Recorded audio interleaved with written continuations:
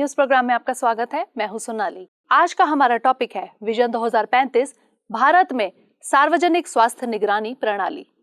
क्योंकि आज का टॉपिक स्वास्थ्य क्षेत्र के विकास और सरकारी पहलुओं से जुड़ा है, इसलिए यह आपके जीएस पेपर 2 में कवर होगा। तो चलिए जल्दी से देख लेते हैं डायमेंशंस जिन पे हम चर्चा करेंगे आज की। सबसे पहले जानेंगे कि ये खबरों में क्यों है, उसके बाद जानेंगे कि विजन 2035 क्या है, उसके बाद जानेंगे कि महामारी के दौर में हेल्थ सर्वेलांस सिस्टम का क्या महत्व है और क्या है हेल्थ सर्वेलांस सिस्टम, उससे जुड़ी चुनौतियां, आगे की राह और अंत में रहेगा आपके लिए प्रश्न। तो चलिए शुरू करते हैं आज का टॉपिक।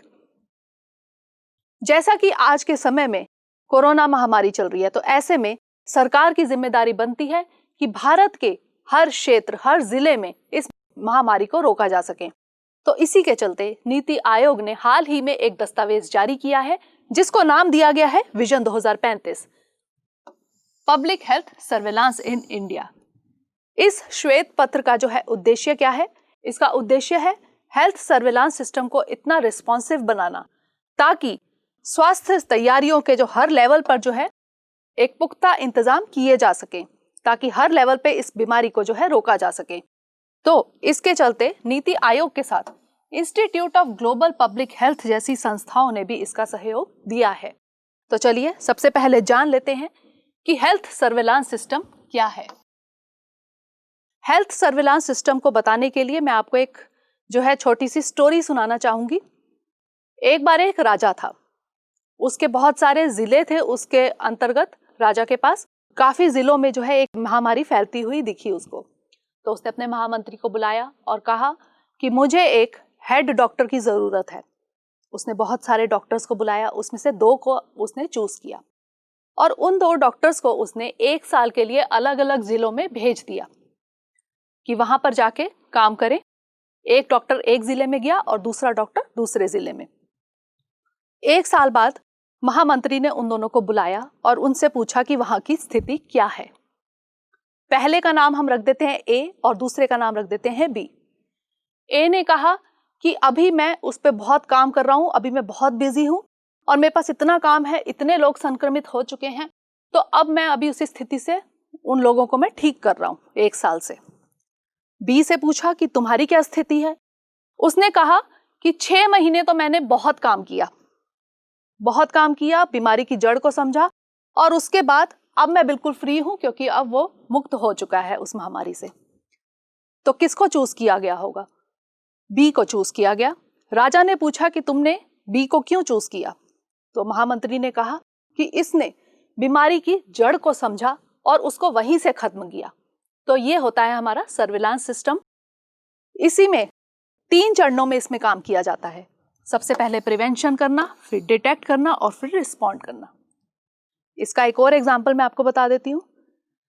जैसे थोड़े समय पहले एक डेंगू नाम की बीमारी आई थी, ठीक है, तो सबसे पहले जितने लोग उससे ग्रसित थे उनको ठीक किया गया। उसके बाद उस पर रिसर्च की गई कि ये कहाँ से ये बीमारी फैल रही है। तो पता लगाया गया कि इस मच्छर के कारण ये बीमारी फैल रही है। फिर उसके बाद उस पर और जांच की गई और पाया गया कि जहां पर पानी इकट्ठा होता है वहां पर डेंगू का मच्छर पैदा होता है। तो उसके बाद लोगों से गुहार लगाई गई कि पानी इकट्ठा ना होने दें, ना पानी इकट्ठा होगा, ना मच्छर पनपेगा, ना ही बीमारी फैलेगी। तो ये होता है बीमारी को जड़ से खत्म करना। इसी तरह काम करता है हमारा हेल्थ सर्विलांस सिस्टम। जैसे कि पहले उसको प्रिवेंट करना, उसके बाद उससे जुड़े जो पहलू हैं उन पे नजर डालना और उसके बाद उस पे रिस्पॉन्ड करना। उम्मीद है आपको समझ आ गया होगा कि हेल्थ सर्विलांस सिस्टम क्या होता है।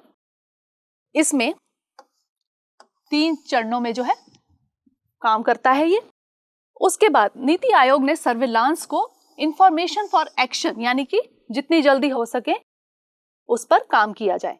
अब जैसे कि ये कोरोना महामारी है, इसमें भी हमने डिटेक्ट किया कि एक से दूसरे इंसान में ये संक्रमण फैल सकता है।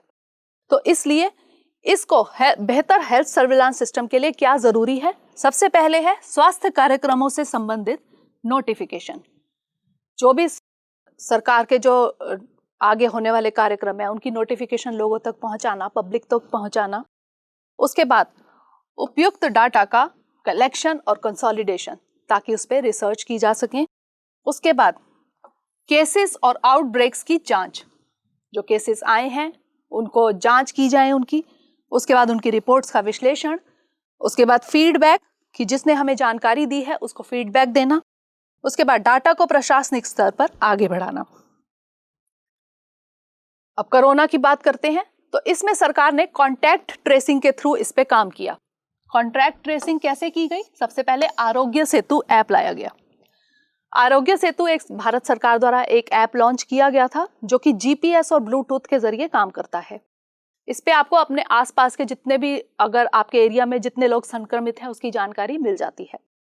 इसके अलावा सरकार ने व्हाट्सएप पे एक चैटबॉट भी जो है वो भी रिलीज किया, जिससे लोग जो है अपनी कोई भी उनके मन में संशय है तो वो पूछ सकते थे और उस पर उनको रिप्लाई मिल जाता था। इसके बाद हम राज्य सरकारों की बात करें तो राज्य सरकारों ने गोवा ने टेस्ट योरसेल्फ ऐप लॉन्च किया, जिसके जरिए लोग जो है अपने आप को सेल्फ डायग्नोज कर सकते थे कि अगर कोई आपको ये सिम्टम है तो हो सकता है आपको कोरोना हो। उसके अलावा तमिलनाडु सरकार की बात करें तो कोविड-19 क्वारंटीन मॉनिटर ऐप उन्होंने लॉन्च किया। क्वारंटीन का मतलब है जब भी कोई व्यक्ति संक्रमित हो जाता है कोरोना से तो उसको आवश्यक 14 दिनों तक अलग रहना होता है बाकी लोगों से, ताकि उसका संक्रमण दूसरे लोगों तक ना फैले। इसके अलावा बात करें कर्नाटका सरकार की तो उन्होंने क्वारंटीन वॉच नाम का एक ऐप लॉन्च किया। यह भी सरकारों द्वारा जो है पहले की गई थी। इसके अलावा 15 अगस्त को हाल ही में प्रधानमंत्री नरेंद्र मोदी द्वारा नेशनल डिजिटल हेल्थ मिशन भी जो है वो भी लॉन्च किया गया।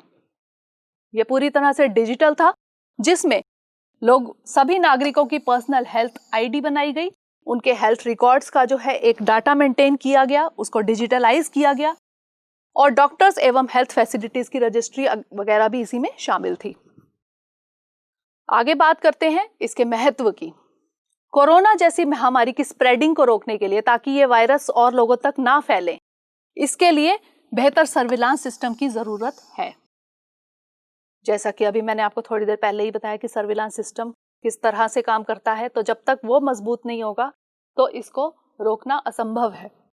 उसके बाद नवीन दस्तावेज हेल्थ रिकॉर्ड्स के संबंध में निजता की सुरक्षा यानी कि प्राइवेसी और का भी वो प्रावधान करता है।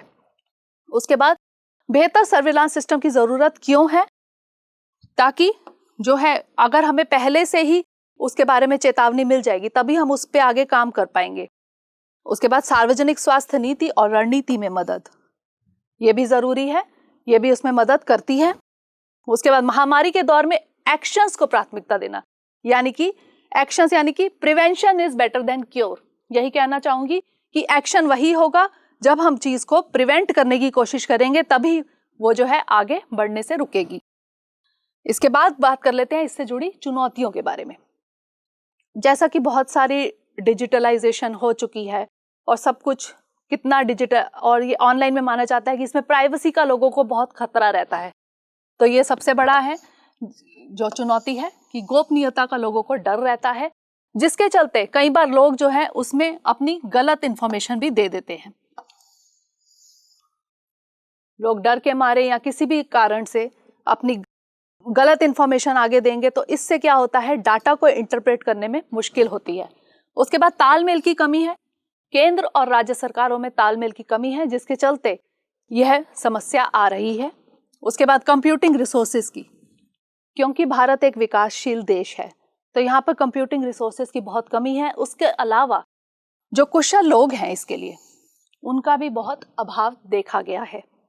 उसके बाद बात करेंगे कि आगे की राह ऐसे में क्या हो। सबसे पहले हेल्थ डाटा मैनेजमेंट के विषय में बेहतर तालमेल की जरूरत है केंद्र और राज्य सरकार के बीच में, ताकि इसको अच्छे से हैंडल किया जा सके। उसके बाद है निजता के उल्लंघन के मामले में नियम बनना, यह भी बहुत जरूरी है।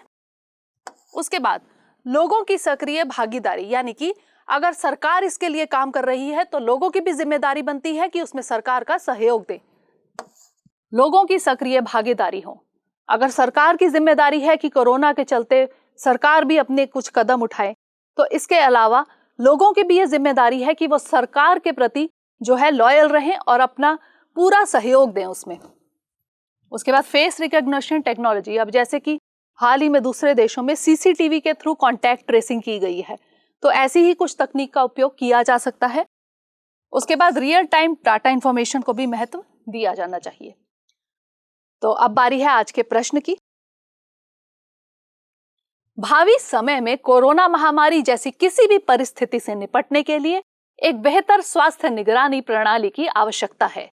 नीति आयोग द्वारा इस संबंध में जारी विजन 2035 श्वेत पत्र एक प्रभावी रूपरेखा प्रस्तुत करता है। उक्त कथन के आलोक में टिप्पणी करें। तो ये था हमारा आज का सेशन। अगले सेशन में किसी नए टॉपिक के साथ मिलेंगे, तब तक के लिए धन्यवाद।